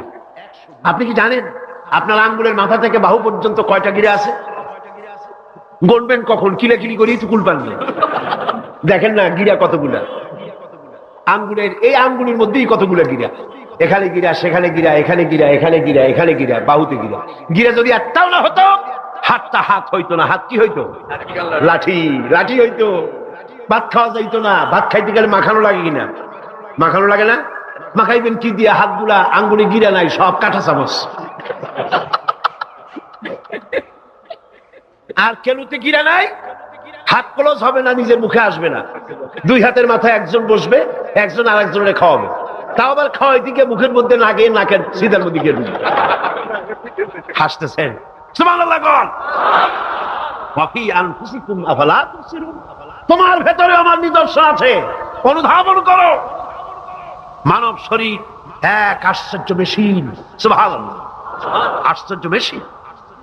লক্ষ কোটি সেল এবং নার্ভ সেল দিয়ে জটিল মেশিন পত্রের সমন্বয় এই দেহ তৈরি করা হয়েছে। এবং এই শরীরের ভিতরে দুটো মূল্যবান জিনিস আছে। তার একটি হচ্ছে কন্ট্রোল রুম, যাকে বলা হয় ব্রেইন। যেটা কি? ব্রেইন। আরেকটি হচ্ছে জেনারেটর। সেই জেনারেটরটা কি? হার্ট, আপনার হৃৎপিণ্ড। ওয়াফি আনফুসিকুম আফালা তুবসিরুন, লক্ষ্য করো না? কেমনে? তোমার শরীরের দিকে তাকাও না। Brain, control room. হার্টের কাজ হচ্ছে রক্তগুলিকে সার্কুলার করা, রক্তগুলিকে পৌঁছে দেওয়া সর্বত্র। যা খাচ্ছেন সমস্ত খাদ্যগুলিকে, রক্ত তৈরি হচ্ছে, হার্টের কাজ হলো এটাকে এইভাবে করে করে পৌঁছে দেওয়া। আর এই রক্তগুলি যদি না পৌঁছায়, শরীরের যে অংশে রক্ত পৌঁছাবে না সে অংশ কি হবে? প্যারালাইজড হবে, অবশ হবে। মাশাআল্লাহ, আপনারা সব ডাক্তার বুঝতে পারতেছেন, কথা বুঝে ফেলতেছেন। আলহামদুলিল্লাহ। রক্ত পৌঁছাবে না, প্যারালাইজড হয়ে যাবে। এই জন্য আল্লাহ কি করেছেন? পায়ের বুড়ো আঙ্গুল থেকে শুরু করে মস্তিষ্কের মাথা পর্যন্ত অসংখ্য নার্ভ, শিরা উপশিরা দিয়ে ভরে দিয়েছেন। কত শিরা, কত উপশিরা! চিকিৎসা বিজ্ঞানীরা বলেছেন মানুষের দেহের ভিতরে যত শিরা এবং উপশিরা আছে সবগুলি যদি বের করে একটার সাথে আর একটা গিরা দেওয়া হয় তাহলে তা এত লম্বা হবে যা দিয়া গোটা পৃথিবী 3 বার ঘোরা যাবে। এই শিরা উপশিরা গুলি যদি ছিঁড়ে ছিঁড়ে শরীর থেকে বের করে করে পাশাপাশি যদি সাজানো হয় তাহলে 3 একর জমিন লাগবে সাজায়া রাখতে। এত শিরা উপশিরা দিয়ে এই পৃথিবী, এই শরীরটাকে আল্লাহ পাক সাজিয়ে দিয়েছেন, গুছিয়ে দিয়েছেন। অসংখ্য শিরা উপশিরা। হার্টের কাজ হলো রক্ত আসতেছে পাঁচ করে করে, এভাবে করে করে রক্ত পৌঁছায় দিচ্ছে হার্ট থেকে, তার মাথা থেকে শুরু করে পা পর্যন্ত। হার্ট প্রতি মিনিটে 10 পাউন্ড রক্ত সঞ্চালন করছে। ব্যায়ামের সময় এর পরিমাণ গিয়ে দাঁড়ায় 30 পাউন্ড। এবং এক সময় যদি আপনি আহত হন, অনেকগুলি রক্ত যদি বেরিয়ে যায়, অন্তত 2.5 পাউন্ডের মতো রক্ত আপনার শরীরের মধ্যে সব সময় রিজার্ভ থাকে। কে রাখে? কে রাখে? কে রাখে? সুবহানাল্লাহ। এবার আপনার হার্ট যদি দুর্বল হয়, হার্ট অ্যাটাক হয় না? চিটাগাঙ্গে নাও হইতে পারে, নাকি হয়? হার্ট যদি অ্যাটাক হয়, হার্ট অ্যাটাক হয় কেন? হার্টের যেই জিনিস ভেতর দিয়ে রক্তগুলি প্রবাহিত হয়, এই আর্টারিগুলি যদি অতিরিক্ত চর্বির কারণে, অনেকে তো খায় জম্মের খাওয়া, ডাইনি বাই তাকায় না, সুবহানাল্লাহ, চার আঙ্গুল কপাল বাদ দিয়ার সব পেট, খাওয়ার সময় বিসমিল্লাহ কয় না, শেষও আলহামদুলিল্লাহ কয় না, খায় আর কয় যা মজা হইছে, খা কুলু ওয়া তামাত্তাউ। পাইকারি দরে খেলে পরে চর্বি হবে। এই চর্বিগুলো গিয়ে হার্টের যে আর্টারিগুলি আছে, রগ আছে, এই রগগুলির ভিতরে চর্বি জমে যায়। চর্বি জমার কারণে রক্ত পাস করতে পারে না, হার্ট অ্যাটাক করে। হার্ট অ্যাটাক করলে পরে রোগী যদি বেঁচে যায়, তাহলে বাইপাস অপারেশন করতে হয়। বাইপাস অপারেশন করতে যখন যায়, তখন তার জন্য রগ দরকার। ওই যেটা ব্লক হয়েছে ওটা ফেলে দিতে হবে, নতুন আরেকটা রগ লাগবে। এবার আপনি দেখেন, আমার আল্লাহর কুদরতের দিকে তাকান। আপনার হার্ট অ্যাটাক করতে পারে, নতুন করে একটা রগের দরকার হতে পারে। এই রগ গরুর রগ দিয়া হবে না, এই রগটা ছাগলের রগ দিয়া হবে না। কোথায় পাবেন রগ? কে দেবে আপনার রগ? আল্লাহ পাক আপনার পায়ের ভেতরে রানের মধ্য দিয়া স্পায়ার রগ সেখানে রেখে দিয়েছেন। হার্ট অপারেশন যখন করা হয়, ডাক্তারেরা ব্লক করা হার্ট, ওই রগটাকে ফেলে দিয়া উরুর ভিতর থেকে রগ বের করে কলিজার মধ্যে লাগায়া দেয়। সুবহানাল্লাহ। দুটি মাত্র কিডনি হলে, একটি মাত্র কিডনি হলে শরীরটা আপনার বেঁচে যায়। আল্লাহ রাব্বুল আলামিন শরীরের ভিতরে 2টা কিডনি দিয়েছেন। কিডনির নাম জীবন। কিডনির নাম কি? কিডনি অচল হলে আপনি অচল হয়ে যাবেন, শরীর ফুলে যাবে, আপনি মরে যাবেন তাড়াতাড়ি করে, রক্ত শূন্যতা দেখা দেবে। কিডনিকে বাঁচায় রাখা প্রত্যেকের জন্য জরুরি। আর কিডনি বাঁচাবার জন্য পানি খাবেন বেশি করে। কি খাবেন? কি খাবেন? পানি। সুবহানাল্লাহ, সুবহানাল্লাহ। এ পানি খান নিয়ামত, পানির অপচয় করবেন না। আমার নবী বলেছেন, প্রবাহমান নদীর ঘাটে বসেও এক ফোঁটা পানির অপচয় করো না। প্রবাহমান নদীর ঘাটে বসেও পানির অপচয় করো না। সুবহানাল্লাহ। পানি নিয়ামত, পানি খান বেশি করে, কিডনি সচল থাকবে। আলহামদুলিল্লাহ। একটা কিডনি হলে চলে, আল্লাহ পাক 2টি কিডনি দিয়েছেন, একটা বন্ধ হলে যেন আর একটা দিয়ে সে যেন চলতে পারে। সুবহানাল্লাহ। মানুষের শরীরের ভেতরে এই পরিমাণ লেমন আছে যা দিয়া একটা ঘর সাদা বানানো যায়, এই পরিমাণ ফসফরাস আছে যা দিয়া 2500 ম্যাচ বানানো যায়। তোমার শরীরের ভিতরে আমার নিদর্শন আছে। মানুষের এই আশ্চর্যজনক দেহটাকে ঢেকে রাখা হয়েছে একটি শ্বেতাতপ নিয়ন্ত্রিত চামড়া দিয়া। সেই চামড়াটা 20 বর্গ ফিট। এই চামড়ার ভেতরে রয়েছে অসংখ্য লোমকূপ। অসংখ্য লোমকূপ দিয়ে এই চামড়াটা তৈরি করে দেওয়া হয়েছে, এবং এই চামড়া দিয়ে শীত এবং গরম অনুভব করার শক্তি দেওয়া হয়েছে। 2টি চোখ দেওয়া হয়েছে, শ্রবণের জন্য কান দেওয়া হয়েছে। কে তিনি যিনি আমরা চোখ দিয়া নেগেটিভ দেখি? চোখ দিয়া কি দেখি? চোখ দিয়া দৃশ্যের নেগেটিভটা দেখি। ওই দেখার সাথে সাথে ব্রেনের ভিতরে গিয়া কোন শক্তি পজিটিভ বানায়া আমারে দেখায়। তার নাম কি? আমার কানের ভিতরে অসংখ্য শব্দ চতুর্দিক থেকে আসে। শব্দগুলিকে বিন্যস্ত করে একটা একটা করে শুনবার জন্য আমার কে কানের ভিতরে কে ব্যবস্থা করে দিয়েছেন? তার নাম কি? একটা মাত্র জিহ্বা, একটি মাত্র জিহ্বা মুখের মধ্যে আল্লাহ দান করেছেন। এই জিহ্বার ভিতরে কত স্বাদ আল্লাহ রাব্বুল আলামিন দান করে দিলেন। এই জিহ্বায় রসগোল্লার স্বাদ একরকম, জিলাপির স্বাদ আর একরকম, চানাচুরের স্বাদ একরকম, পুঁটি মাছের স্বাদ একরকম, লোট্টা ফিশের স্বাদ আর একরকম, ঠিক কিনা? শুটকি মাছের স্বাদ আর একরকম, কাবাবের স্বাদ আর একরকম। আপেলের স্বাদ একরকম, বড় স্বাদ একরকম। একটা জিহ্বা দিয়া হাজারো স্বাদ নেওয়ার তৌফিক দিলেন আল্লাহ। সেই খাবার সময়ও বিসমিল্লাহ বলে না, পরেও আলহামদুলিল্লাহ কয় না। এত নিয়ামত দিয়ে আল্লাহ পাক এই শরীরকে সাজিয়েছেন, শরীরটাকে সুন্দর করেছেন, সুগঠিত করেছেন। আল্লাহ পাক বলেন, তোমার শরীরের ভিতরে রয়েছে আমার দৃষ্টান্ত, এগুলি দেখো। তোমার ব্রেইন, মানুষের মাথায় যে মাথার ভিতরে যে ব্রেইন দেওয়া হয়েছে, এর ভিতরে রয়েছে অসংখ্য সেল, যার মধ্যে বুদ্ধি, প্রজ্ঞা, সুখ, দুঃখ, মেমোরি। এই পৃথিবীতে মানুষের মাথায় যে ব্রেন দেওয়া হয়েছে, এটা সর্বোচ্চ ওজন হচ্ছে 3 পাউন্ড। 3 পাউন্ড ওজনের এই বস্তুটিকে রাখা হয় মাথার খুঁড়ির মধ্যে, মাথার মাঝখানে। এই ব্রেন দেহের কোটি কোটি সেনা প্রহরীকে পাহারার কাজে লাগায়। এই ব্রেন বুদ্ধি দিয়ে লাগায়। কম্পিউটারের যে মেমোরি শক্তি আছে, পৃথিবীর মানুষের মাথায় আল্লাহ পাক যে মেমোরি দিয়েছেন, যে স্মৃতি শক্তি দিয়েছেন, সারা পৃথিবীর সমস্ত ডাটা, সমস্ত ইনফরমেশন সবগুলি মানুষ যদি তার মেমোরিতে নিয়ে নেয়, তারপরেও আল্লাহ পাক মেমোরিতে এত জায়গা করেছেন যে তার 1 লক্ষ ভাগের 1 ভাগও ভরবে না। এই ব্রেন দিয়ে আল্লাহ পাক মানুষকে বুঝতে বলেছেন, তাকাও, লক্ষ্য করো, আমার পৃথিবী দেখো, দুনিয়া দেখো, নিজেকে দেখো, এবং আমার অস্তিত্বের কথা স্বীকার করো। আমি তোমাকে সৃষ্টি করেছি। আল্লাহ পাক বলেন, হাদা খালকুল্লাহি ফারুনি মাযা খালাকাল্লাযীনা মিন দুনিহি বালিয যালিমুনা ফি যালালিম মুবিন। এ হচ্ছে আল্লাহর সৃষ্টি। এখন দেখাও তো অন্যরা কি সৃষ্টি করেছে, অন্যরা কি সৃষ্টি করেছে? আছে কিছু? অন্যরা আল্লাহর জিনিস দিয়া, তারা আল্লাহর জিনিস দিয়ে জোড়াতালি দিয়ে তৈরি করেছে, কিন্তু সমস্ত সৃষ্টির মূল হচ্ছে আল্লাহ পাক। আজকে আমাদের সন্তানদেরকে যদি কোরআন থেকে আজকে যে কথাগুলি বললাম, এই কথাগুলি যদি কলেজে বিশ্ববিদ্যালয়ে পড়ানো হতো, আমার ছেলে কি নাস্তিক হতে পারত? বলেন, আমার এই ছেলে কলেজে বিশ্ববিদ্যালয়ে যেসব ছেলেপেলেরা পড়ে, এগুলি কি বোম্বাই থেকে আসছে না মঙ্গল গ্রহ থেকে নাজিল হয়েছে? আমাদের ছেলেপেলে কিনা?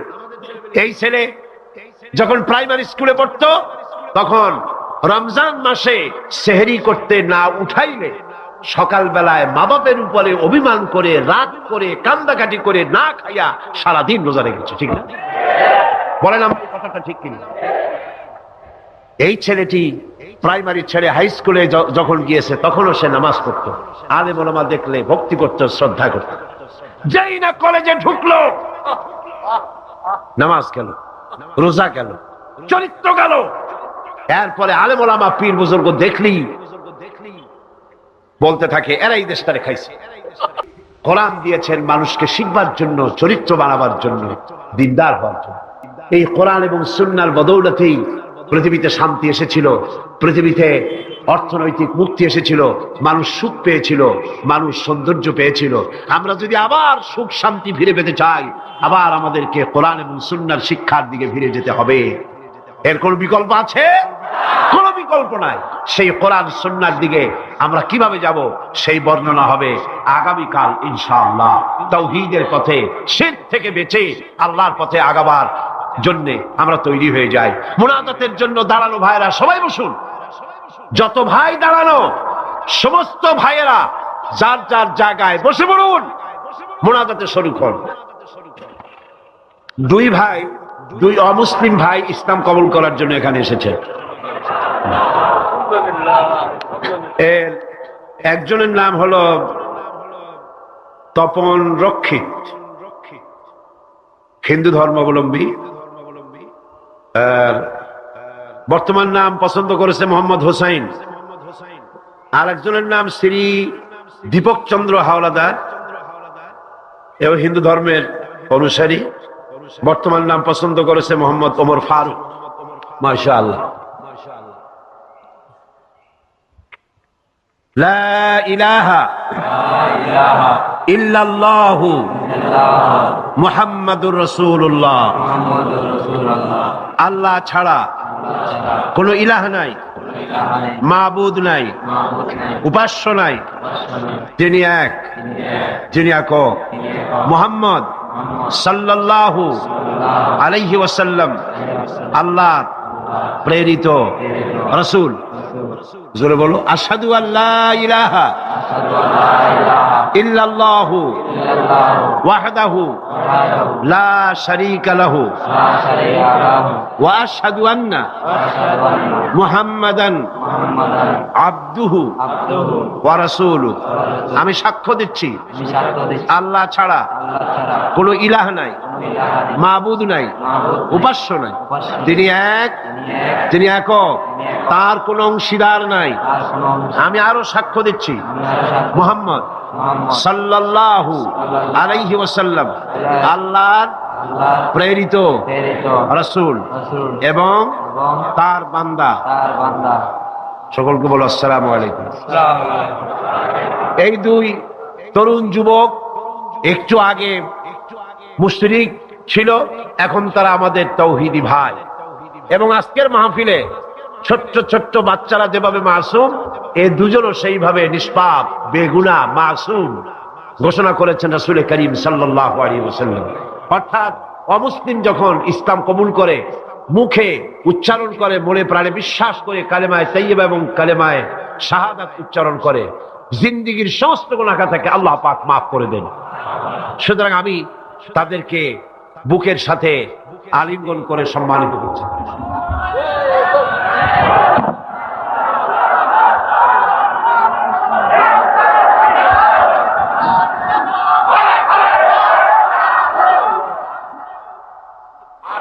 اللهم آمين.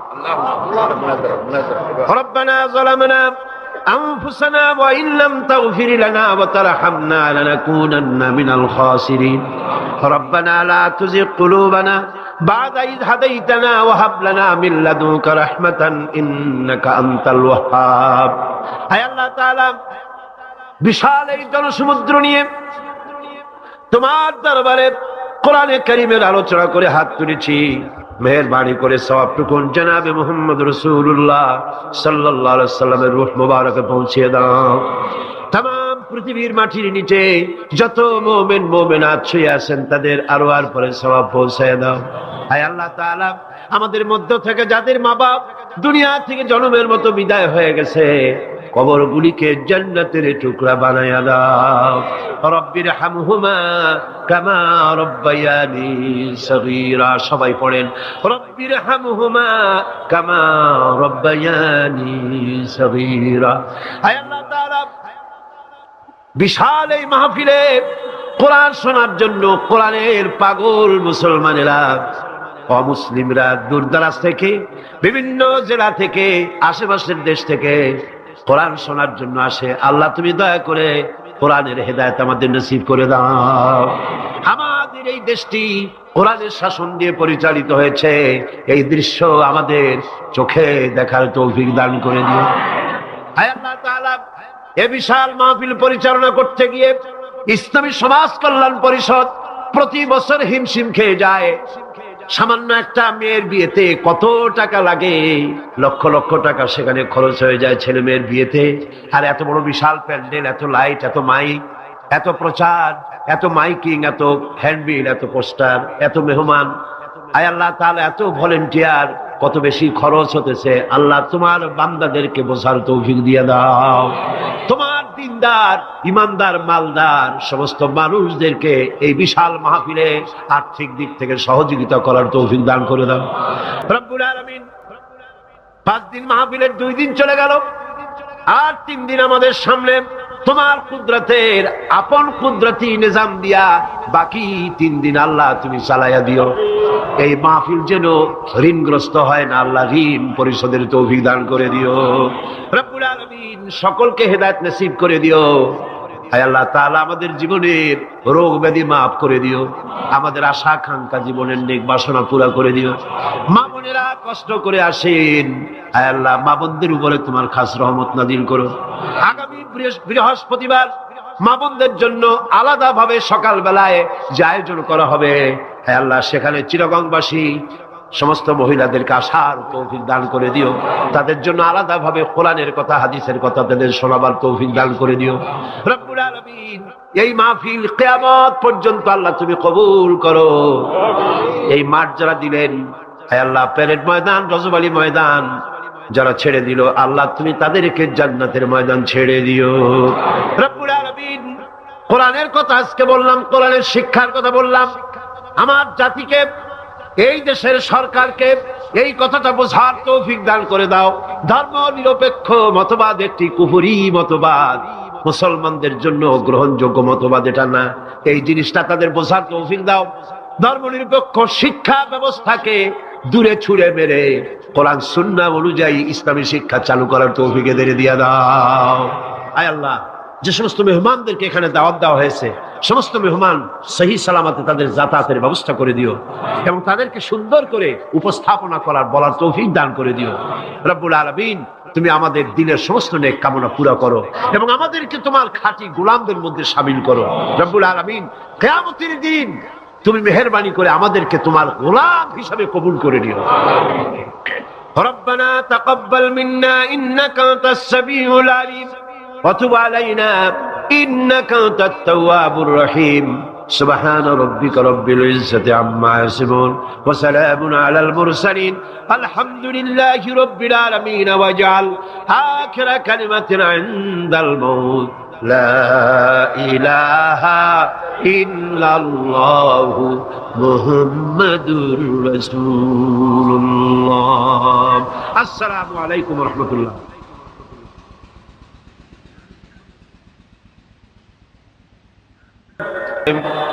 اللهم آمين ربنا ظلمنا أنفسنا وإن لم تغفر لنا وترحمنا لنكونن من الخاسرين أي الله تعالى 5 দিন ব্যাপী তাফসীরুল কোরআন মাহফিল ইসলামী সমাজ কল্যাণ পরিষদ চট্টগ্রাম কর্তৃক আয়োজিত এই প্যারেড ময়দানে আজকের এই দ্বিতীয় দিবসে বিশাল মাটির নিচে যত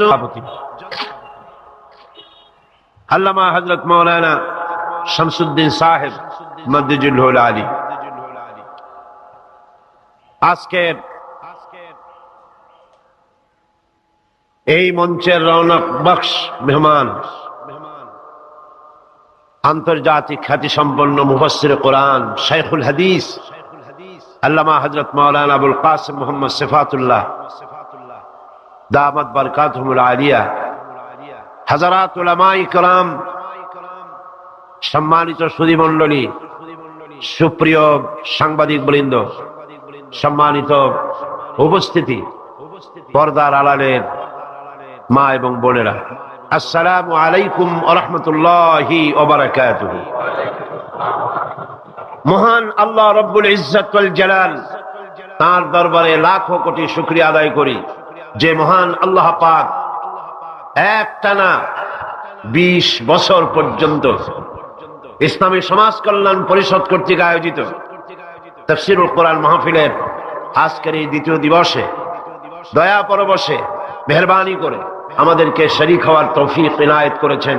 তার দরবারে হৃদয়ের সবটুকু আবেগ উজাড় করে আমরা শুকরিয়া জ্ঞাপন করছি। আমরা পড়ছি আলহামদুলিল্লাহ,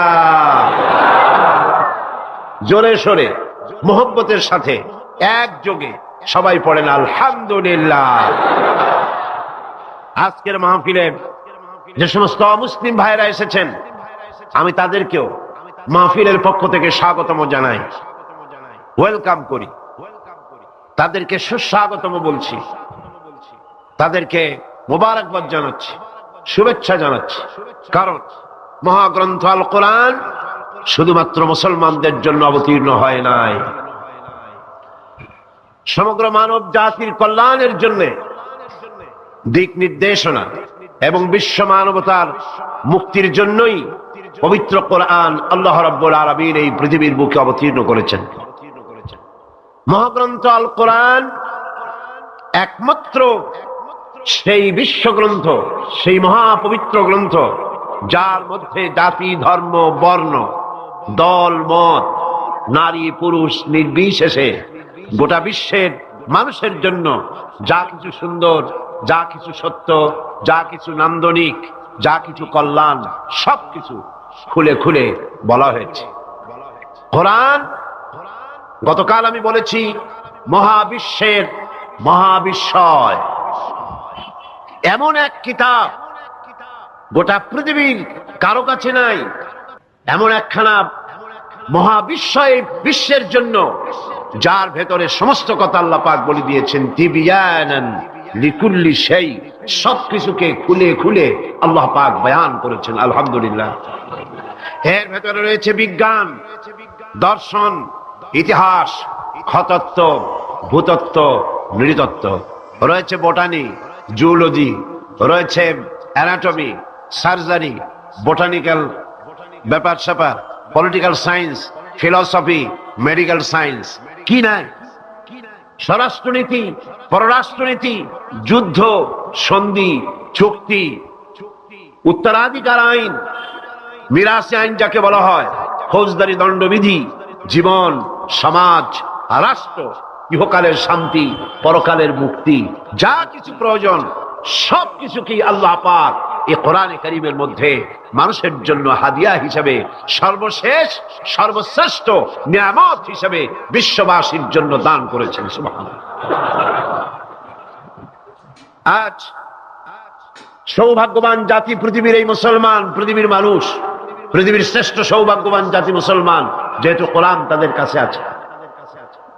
আমি কথা মনে প্রাণে বিশ্বাস করি, হয়তো আপনারা আমার সাথে একমত হবেন, আমাদের দেশের কলেজ বিশ্ববিদ্যালয়গুলিতে মাদ্রাসা শিক্ষার মতো কোরআন হাদিসকে যদি বাধ্যতামূলক করে 30 পারা কোরআন শরীফের তাফসীর পড়ানো হতো, যদি 6খানা বিশুদ্ধ হাদিসে প্রতিটি হাদিস অর্থ এবং ব্যাখ্যা সহকারে পড়ানো হতো, তাহলে শিক্ষাঙ্গনগুলি থেকে ডাকাত, দর্শনকারী, চোর, মাস্তান, চাঁদাবাজ বেরোতো না।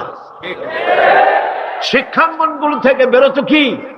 শিক্ষাঙ্গনগুলি, কলেজ বিশ্ববিদ্যালয়গুলি আমাদেরকে উপহার দিত খান জাহান আলী, উপহার দিত শাহ আমানত, শাহ মখদুম, উপহার দিত শহীদ তিতুমির, সালাউদ্দিন আইয়ুবী, জামালউদ্দিন আফগানির মতো দেশপ্রেমিক নেতা, বিশ্বজোড়া নেতা, উপহার দিয়ে দেশকে তারা ধন্য করে দিত। ওনারা বলছেন মাদ্রাসা শিক্ষার প্রয়োজন নাই, ধর্ম শিক্ষার প্রয়োজন নাই।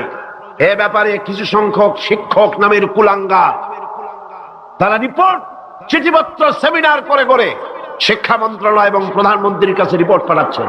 মুসলমান নামের কলঙ্ক, শিক্ষক নামের কুলাঙ্গা, ঠিক কিনা কর?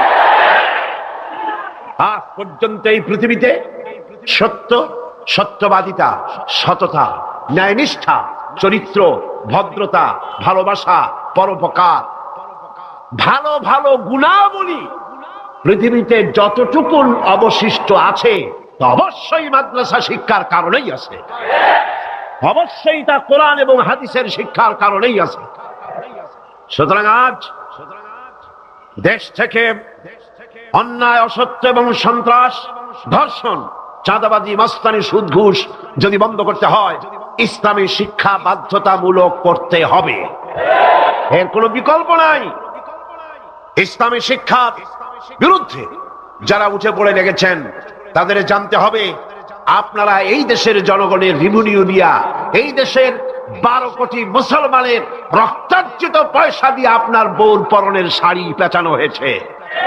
এদেশের 12 কোটি মুসলমানের রক্তার্জিত পয়সা দিয়ে আপনার গাড়ির চাকা ঘোরে, আপনার বাড়িতে এসি, টিভি, আপনার বাড়িতে সুখ, সৌন্দর্য যা কিছু আছে এদেশের মুসলমানদের রক্তের বিনিময়তা আছে। সুতরাং ভারতকে খুশি করার জন্য ইসলামী শিক্ষার বিরুদ্ধে যে ষড়যন্ত্র চালু হয়েছে, সেই ষড়যন্ত্রের বিরুদ্ধে সকল জাতিকে, জাতি, ধর্ম নির্বিশেষে ঐক্যবদ্ধ হয়ে প্রতিবাদ গড়ে তুলতে হবে, প্রতিরোধ গড়ে তুলতে হবে।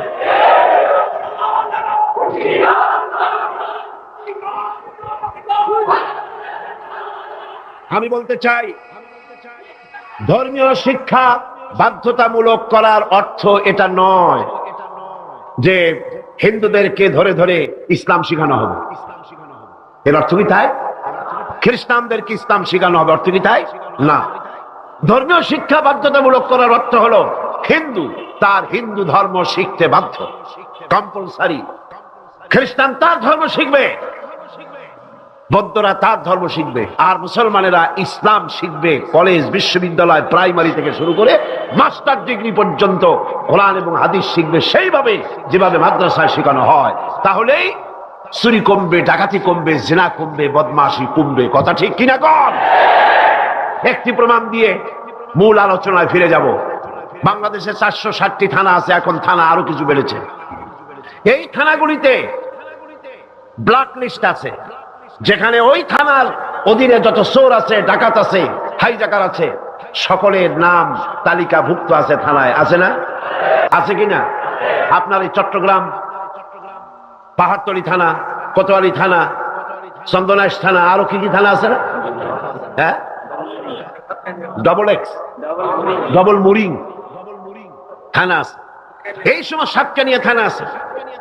এই সমস্ত থানায় আপনি চেক করেন, ওসি সাহেবকে বলেন আপনার এই থানায় বিগত 26 বছরের ব্ল্যাক লিস্টটা দেখান।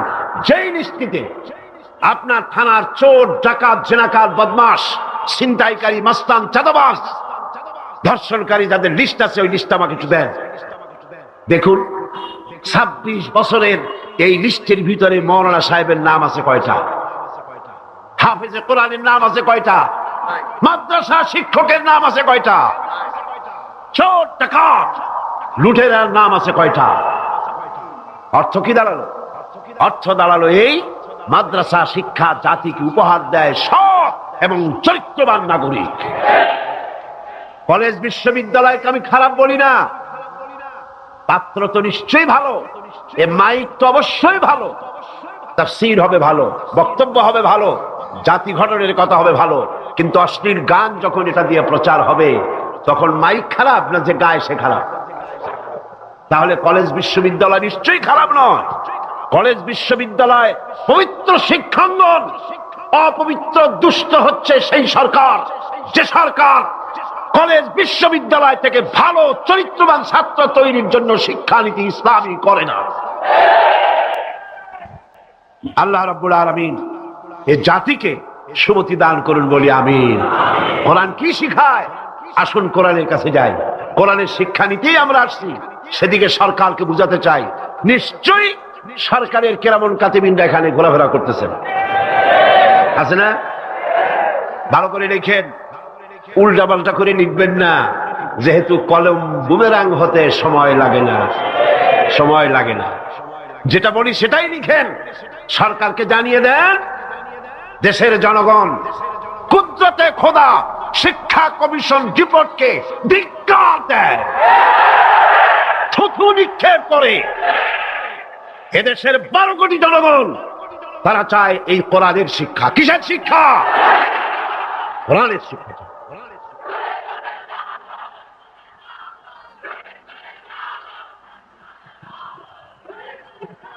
এই কোরআন দিয়েই তো রাসূল করিম সাল্লাল্লাহু আলাইহি সাল্লাম আরবের সেই অভদ্র, অসভ্য, বর্বর কুসংস্কারাচ্ছন্ন একটি সমাজের আমূল পরিবর্তন এনে দিয়েছিলেন, ঠিক না? এটা সেই কোরআন। গত 20 বছর ধরে এই মঞ্চে যত কথা আল্লাহ বলেছেন সাক্ষী দেন। আমি কোনদিন বলেছি এটা আমার বাবার কথা? বলেছি? আমরা বাবার কথা বলতে আসি না, বাবার দালালি করতে আসি না। আমরা দালালি করি ঠিকই, আমরা অবশ্যই দালালি করি। সে দালালি পৃথিবীর কোন রাষ্ট্রের নয়, কোন ব্যক্তির নয়। দালালি করি আল্লাহ রাব্বুল আলামিনের, আর করি বিশ্ব নেতা জনাবে মুহাম্মদ রাসূলুল্লাহ সাল্লাল্লাহু আলাইহি ওয়াসাল্লামের।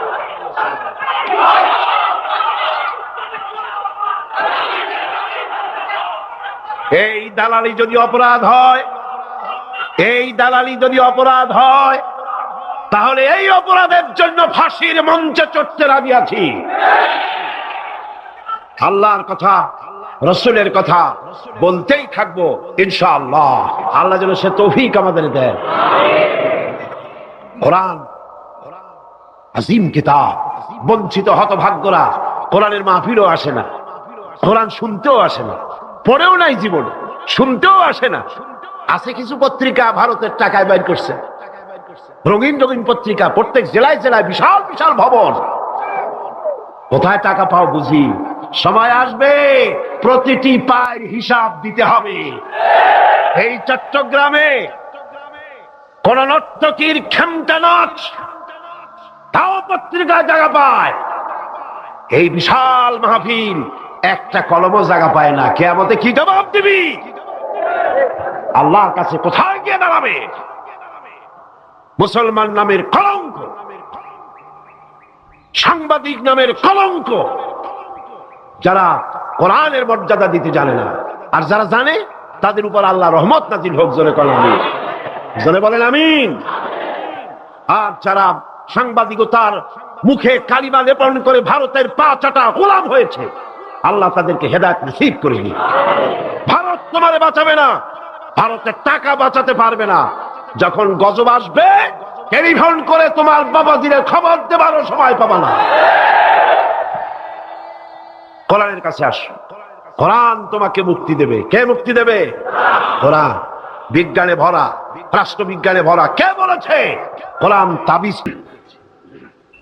خلق السماوات بغير عمد ترونها وألقى في الأرض رواسي أن تميد بكم وبث فيها من كل دابة وأنزلنا من السماء ماء فأنبتنا فيها من كل زوج كريم هذا خلق الله هذا خلق الله فأروني ماذا خلق الذين من دونه بل الظالمون في ضلال مبين صدق الله। আমি আমার বান্দার সারা যে রগের উপরে তার মাথা, এর থেকেও আমি আমার বান্দার বেশি নিকটে। সুবহানাল্লাহ পড়েন। আমি তোমার কাছে, আমার কাছে মাপ চাও, যত বড় গুনাহ হোক। ওয়াকালা রাব্বুকুম উদউনি আস্তাজিব লাকুম। তোমার প্রভু তোমাকে ডেকে বলেছে আমাকে ডাকো, আমি মাফ করে দেব। সুবহানাল্লাহ বিহামদিহি। কত বড় কথা! আমাকে ডাকো, নিরাশ হয়েও না, হতাশ হয়েও না। আল্লাহর গজব বেশি না রহমত বেশি? আল্লাহর রহমত বেশি। হাদিসে কুদসির ভিতরে এসেছে, আল্লাহ পাক বলেছেন, কোন বান্দা যদি আমার দিকে এক বিগত অগ্রসর হয়, আমার রহমত তার দিকে এক হাত এগিয়ে যায়। কোন বান্দা যদি আমার দিকে হেঁটে আসে, আমার রহমত তার দিকে দৌড়ে যায়। বান্দা যখন আল্লাহর দরবারে দুহাত উঁচু করে চোখের পানি ফেলে দেয়, মুসলিম শরীফের হাদিসের ভিতরে এসেছে, গভীর রাত্রে, রাতের তৃতীয় অংশে আল্লাহ রাব্বুল আলামিন প্রথম আকাশে আসেন আর ডেকে বলেন, পৃথিবীতে আছো নাকি কেউ গুনাহ করে জীবন বরবাদ করে দিয়েছো? আমার কাছে মাফ চাও। ঋণগ্রস্ত আছো, অসুস্থ আছো, অপমানিত আছো, কে আছো মাজলুম? আমাকে ডাকো, আমার কাছে বলো, আমি ডাকের সাড়া দেব, জীবনের আশা পূরণ করে দেব। ওই সময় যেই সমস্ত লোকেরা কাঁদে তাহাজ্জুদের নামাজ পড়ে, আল্লাহ জিজ্ঞেস করেন ফেরেশতারা, অমুক অমুক দেশ অমুক অমুক বান্দারা কাঁদে কেন? ফেরেশতারা বলে, রব্বুল আলামিন তুমি তো ভালো করে জানো। আল্লাহ বলেন, জানি, তবু তোমাদের মুখে শুনতে চাই। তারা বলে, রব্বুল আলামিন তোমার এই বান্দা গুনাহ করেছে, গুনার জন্য মাফ চায়, জাহান্নাম থেকে বাঁচতে চায়। আল্লাহ পাক বলেন, ফেরেশতারা আমার এই বান্দারা আমারে দেখেছে নাকি? বলে দেখে নাই। বলে আমার দোজখ দেখেছে নাকি? বলে না, তাও দেখে নাই। আমার বেহেশত দেখেছে নাকি? বলে না, তাও দেখে নাই। আল্লাহ পাক বলেন, ফেরেশতারা সাক্ষী থাকো, ওরা আমাকে দেখে নাই, আমার বেহেশত দোজখ কিছুই দেখে নাই।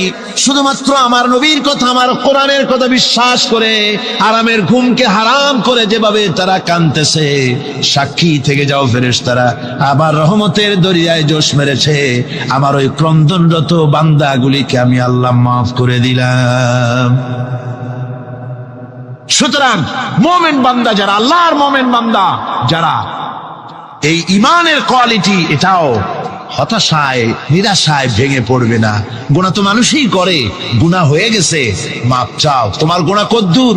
তোমার গুনাহ যদি হয় পাহাড় সমান, আল্লাহর রহমত আকাশ সমান। জাহান্নামের কঠিন শাস্তি থেকে বাঁচতে হলে আল্লাহর প্রতি ঈমান আনতে হবে। আর ঈমান আনলে যে কোয়ালিটি গুলি হওয়া উচিত, সেগুলি আমি আপনাদের সামনে আলোচনা করছি। এরপর আরেকটি কোয়ালিটি হবে মুমিনের, তা হলো কঠোর কঠিন বিপদে অবিচল থাকবে, বিপদে ভেঙে পড়বে না। বিপদ আপদ, শত্রুতা, ক্ষয় ক্ষতি যা কিছু হয় সবই আল্লাহর পক্ষ থেকে, এটা মেনে নিতে হবে এবং ধৈর্য ধারণ করতে হবে। বিপদ মুসিবত শুধু উম্মতের জন্য নয়, দুনিয়ার সমস্ত নবীদের বিপদ এসেছে, হয় নাই? নবীদের বিপদ আসে নাই? কোরআনে কারীম থেকে শুনুন, আল্লাহ রাব্বুল আলামিন বলেন, ওয়াকাযালিকা জাআলনা লিকুল্লি নাবিয়্যিন আদুওয়াম মিনাল মুজরিমিন। আল্লাহ পাক বলেন, এমনি করে আমি সকল নবীদের শত্রু বানিয়ে দিয়েছি সব পাপিষ্ঠ আর অপরাধ প্রবণ লোকদেরকে। প্রত্যেক যুগে নবীদের শত্রু ছিল, প্রত্যেক যুগে নবীদের কি ছিল? শত্রু ছিল। সে শত্রু কারা ছিল? আল্লাহ পাক বলছেন নবীদের শত্রু ছিল পাপিষ্ঠ আর অপরাধ প্রবণ লোক, এরাই ছিল নবীদের দুশমন। রাসূলগণের অবস্থা যদি এই হয়, তাহলে তার উম্মত, ওই দিনের ধারক বাহক যারা, তাদের বুঝি বিপদ আপদ হবে না নাকি? হবে কিনা? তো ইসলামের বিরোধিতা যারা করে, কোরআনের পরিভাষায় বলা হয়েছে ইসলামের দুশমন, নবীদের দুশমন। দুনিয়ার সব পাপিষ্ঠ আর অপরাধ প্রবণ লোকেরাই ইসলামের দুশমন হয়, নবীদের দুশমন হয়। আজও দেখেন, আজও তাকিয়ে দেখেন, ইসলামী আন্দোলনের বিরোধিতা যারা করে তারা পাপিষ্ঠ চরিত্রের কিনা তাকায় দেখেন, খুঁজে দেখেন, সর্বত্র খুঁজে দেখুন, খুঁজে দেখুন।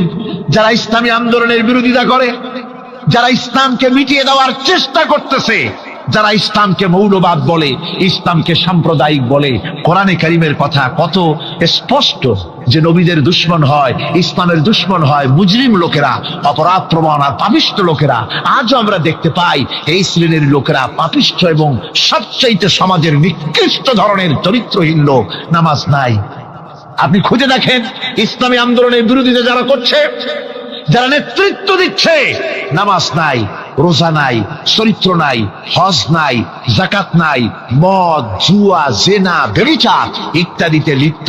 চেহারা দেখলে ছেলেপেলেরা 2 গ্লাস পানি খায় ভরসটে। কথা ঠিক কিনা কয়? এই হলো অবস্থা।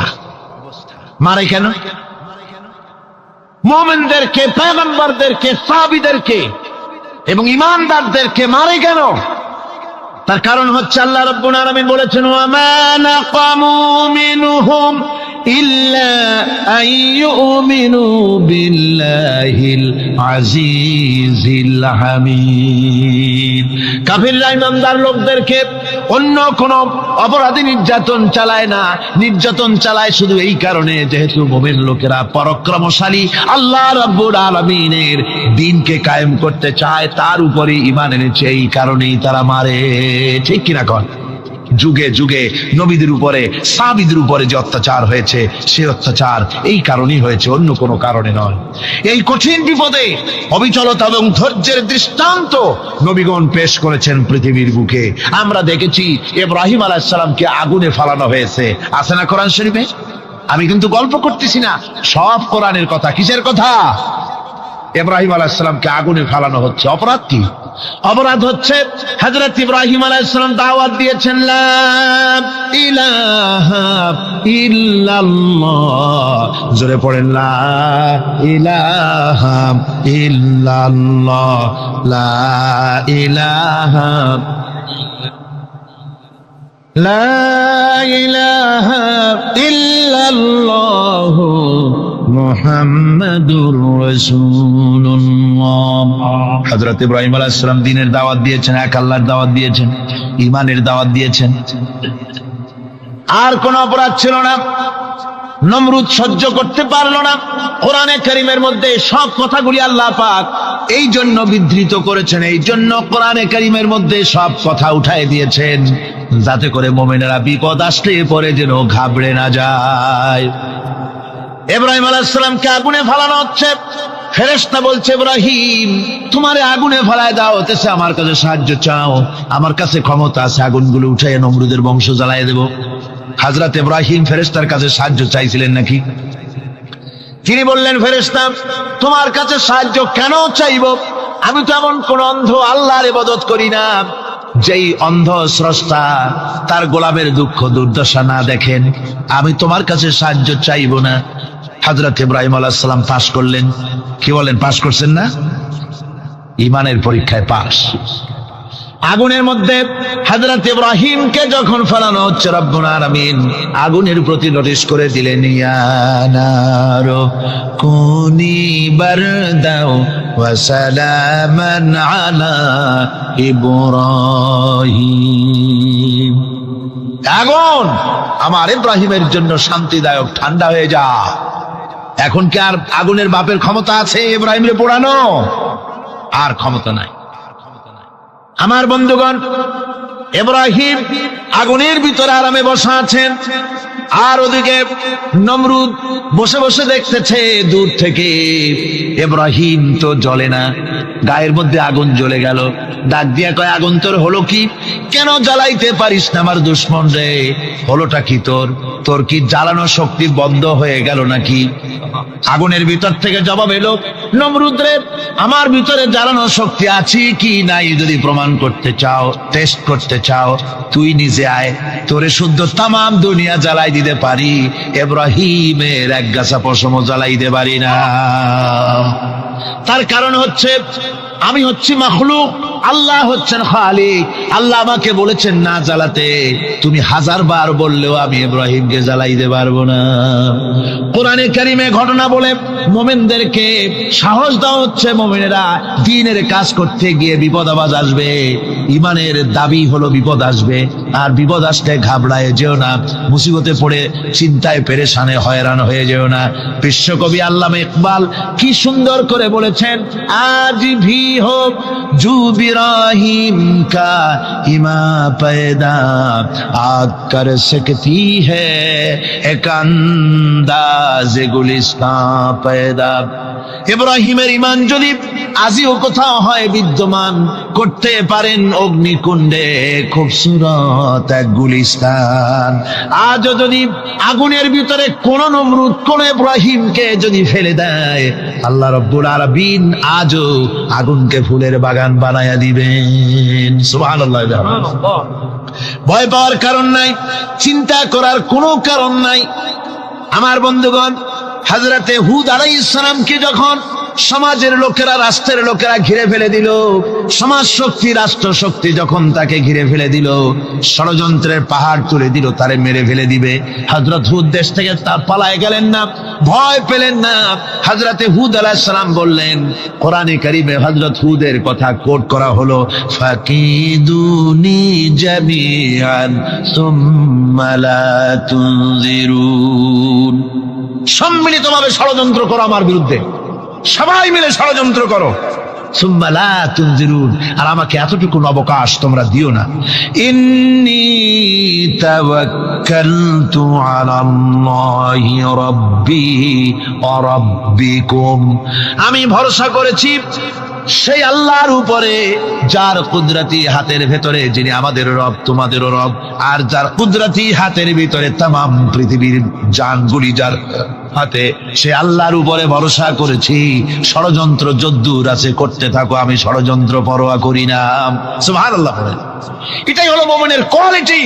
শুধু ঈমান, লা ইলাহা ইল্লাল্লাহু মুহাম্মাদুর রাসূলুল্লাহ, গরুর গোশত খাই, আর রবিউল মাস আসতে পরে ইয়া নবী সালাম আলাইকা, ইয়া রাসূল সালাম আলাইকা, তারপরে গরম গরম জিলাপি আর রসগোল্লা খাইলাম খুব বেশি করিয়া, এর নাম মুমিন নয়। মুমিন হচ্ছে তার চলায় ফেরায়, ওঠায় বসায় সাহসিকতার তার এক আন্দাজ তৈরি হবে সে।